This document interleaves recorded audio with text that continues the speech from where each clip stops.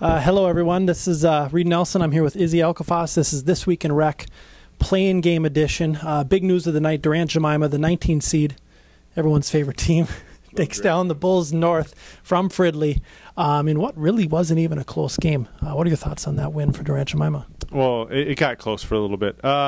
It came down to age. The Bulls looked really old, and Durant Jemima just young. They move the ball around better than they have. They do the isolation, do a couple moves. If that doesn't work, they kick it out to somebody else, and they try a couple moves. But they got the job done. They ran the floor well, and the Bulls could not keep up with them. They were just way too old, period. Okay, Cush Club takes down the Pelicans in double overtime, probably the game of the night. Talk about both that win for the Cush Club and what your thoughts are on them maybe beating the Rebels tomorrow night. They're not going to beat the Rebels. They just can't.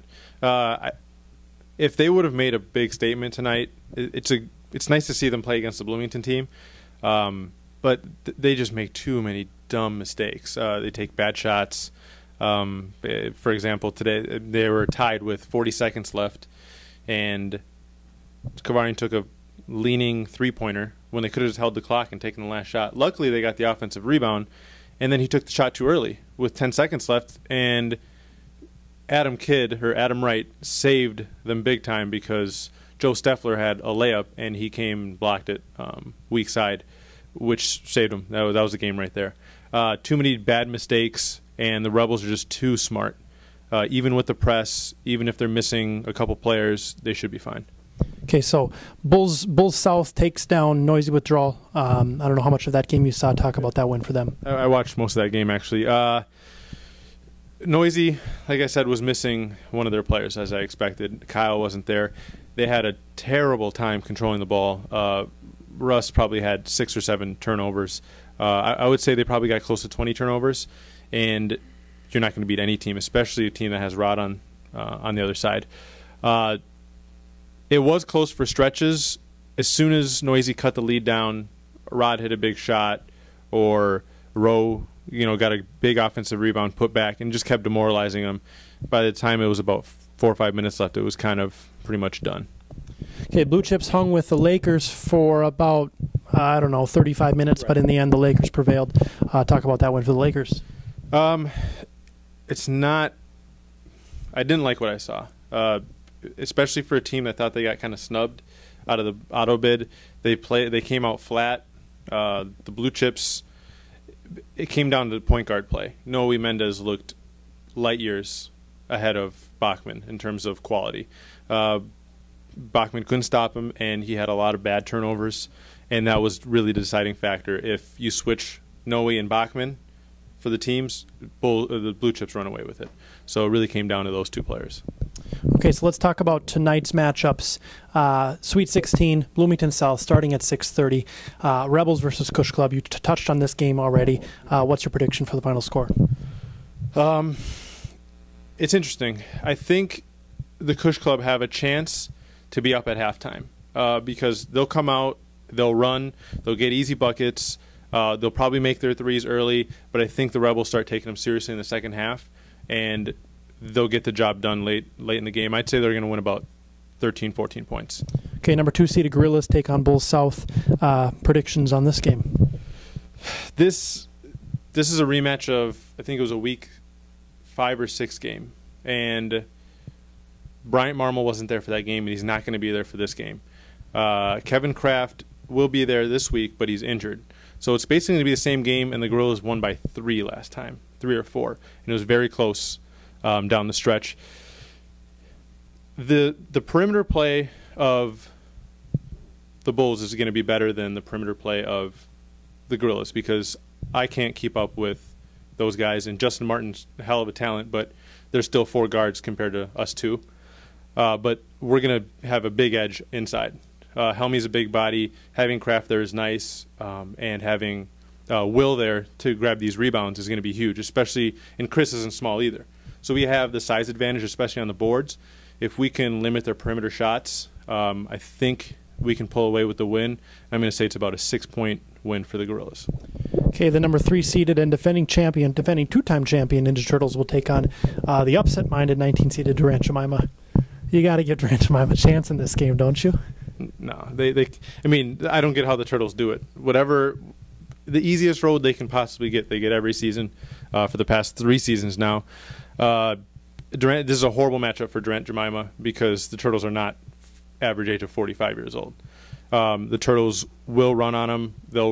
They'll pressure them. Durant Jemima is not going to get the offensive rebounds that they got today, and the Turtles, from start to finish, will wire to wire this thing. Even though they let teams into games, this one won't be close. I think the Durant Jemima are too young, and I think they might come out and expect a better game than they did tonight. So I think the Turtles will win by 29. Okay, the number 4 seeded Tropics are taking on the number 13 seeded Lakers. Thoughts on this game? This is another rematch game, one of the many tonight. And before tonight, I would have said this game was going to be really close, and I maybe would have predicted the Lakers, although in my segment before last week I said the Tropics would win. And I'm actually going to go back to picking the Tropics because the Lakers came out flat tonight, and I thought that, like I said, they would feel slighted tonight, and they didn't play that way. Now, the Tropics have to come out full strength, and they have attendance issues. The Lakers will be full strength. They've done a pretty good job of showing up. So that's my only worry with the Tropics. Ratty and DQ are monsters down low. Tyler's gonna have to bring it like he usually does, and they're gonna need a team effort on the glass. So the same recipe they used last time, I know it was an overtime win, will get them there. And having Mitch Hansen, who is just as good of an offensive player as Ratty is, I think the Tropics have better defense to be able to slow the Lakers down, and they have Anton, who's big enough and strong enough and quick enough to stick with Noe and make it difficult for him to find open passing lanes. So I think the Tropics win, and I think it's another close game, and I say they win by 2. Okay, the number 5 seeded Red Devils, your favorite squad, will take on the number 12 seeded St. Paul in what should be another great matchup. Right, it's another rematch. And St. Paul won down the stretch last time. They missed a couple free throws, let the Red Devils back in it, and the Red Devils missed game-winning 3 by John Hohenstein. I don't actually know how to pronounce his name. This game, the St. Paul will show up with their squad. So Wednesday, it's a normal playing time, so they're going to be both full strength, hopefully. Trey Sales needs to have a huge game for the Red Devils because essentially Pinkett is the only guy that's going to be able to guard Trey, but I think Trey is too quick laterally for Pinkett to guard him. So Trey needs to have a big game and he needs to move off the ball a little bit, get Pinkett tired, and then kind of spread the floor, give him space to operate because Kloby and J-Sam need to be away from the paint for him to get those easy buckets. For St. Paul, it's got to be Kloby, J-Sam, inside out. And the role players, Greg, we know, can hit shots. Mark hasn't shown consistently that he can hit shots. His brother Simon hasn't shown it either. Pinkett, we know, doesn't pull the trigger and he struggles with his perimeter game. So one of them needs to step up and catch fire. I think just because they beat him last time, they'll have the mental edge. Red Devils might come out stronger to begin, but I think St. Paul should be able to take care of business in the second half. So I'm going to say St. Paul by 4. Okay, number 6 seeded Marcus Marshall and the number 6 seeded Raucus will take on my Final Four selection in the number 11 seed North Stars. Any chance of an upset here by the North Stars? Well, full strength, yes. However, I hear Zhao has a back injury. Chris will be there at halftime. If they can keep the game close until Chris gets back, they have a very good chance of beating them. When they played head-to-head just a couple weeks ago, Raucus did beat the North Stars. So they're confident. Marcus, there's not a single player on the North Stars that can come close to guarding Marcus. And on the flip side, Marshall can't guard Maher. Maher can't guard Marshall. So they're both going to have big games as long as Maher shows up at the second half and he can kind of get him back in the game. Skaja is going to be a problem on the offensive glass if he commits to it. He's been floating around this year a little bit on the perimeter. Not really on the perimeter, but in the mid-range area. He needs to get closer to the basket, get those second-chance buckets because, Briggs is tall, but he's not a leaper. So if Scotch can get those offensive rebounds, Rockets should win this game just based on the fact that no Zhao, no Chris for halftime. So I'm going to say Rockets by 5. Briggs isn't a leaper, you say? Are we talking about the same guy? Well, I mean, he used to be. We can go back mixtape in high school days probably, but not anymore. Okay, the number 7-seeded Sock Thumpers take on the 10-seeded Greenhorns. Another Bloomington South matchup. What are your thoughts on this game? This game is interesting. It caught me by surprise last time because I think the Horns just took care of business last time. They beat them by 15, 16 points, I believe. I don't know. Unfortunately, I didn't watch that game, so I don't know how it happened. But the Sock Thumpers play very lackadaisical, nonchalant, and they need to step it up. Obviously, the playoffs. Rablin plays terrific offensive basketball, but he doesn't really give a whole bunch of effort. You don't see him working hard. RJ is another great player, doesn't really work hard. Caruth is an awesome big man to have. He's kind of like a younger Ferber. You know, he can shoot a little bit better than Ferber, but he's just a young makeup of him. If he brings the energy and Rablin and Shea can step it up as well, they should be able to beat the Horns. The Horns last time felt a little disrespected by me because I picked the Thumpers to win by 12 or 13. So the Thumpers won't be surprised this time, and I think Das and Rablin will go at it, but I think RJ Shea makes the difference in this one. Yeah, I love the Das Rablin matchup. That'll be fun. I'm going to say Thumpers by. I'm going to say they stretch it open with free throws. I'm going to say 8. Final game of the evening, the number 8-seeded Riddlers versus the number 9-seeded Fob 5.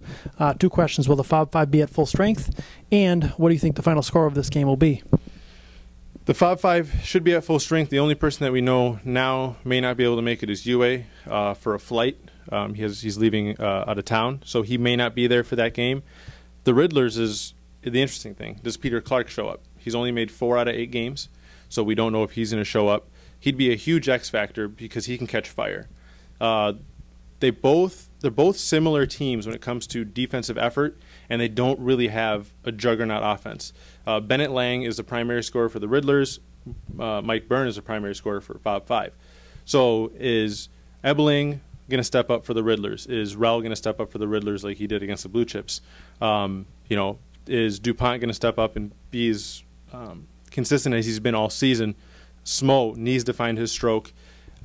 So it really comes down to the role players. You know what you're going to get from Byrne. You know what you're going to get from Bennett. The perimeter defense is key for Fob 5 because the offense from the Riddlers comes purely off the perimeter. If they're able to funnel players into Mike Byrne, they can win the game. The Riddlers just have too much chemistry, I think, at this point, and they've been probably battle-tested a little bit better in Bloomington. So I'm going to say the Riddlers are the favorites in this one, and I think they win by 3. Okay, that is all 8 games. On to another quick topic. The votes are in for the winter season 2013 awards. Both our MVP offensive player of the, most outstanding offensive player, most outstanding defensive player, and rookie of the year. We'll be having our awards banquet March 29th, 7 o'clock. At the Shortstop Bar and Grill behind the Fridley Lifetime Fitness. Beforehand, we're going to do an open run at 5 o'clock, and at 6 o'clock, we're going to be doing a 3-point contest. Winner gets a personalized UH Life jersey. Anybody who is registered for the spring season is eligible for said 3-point contest. So, should be a fun event. We hope to all see you there, and we hope to all see you tonight in Bloomington. Have a good day, UH Nation.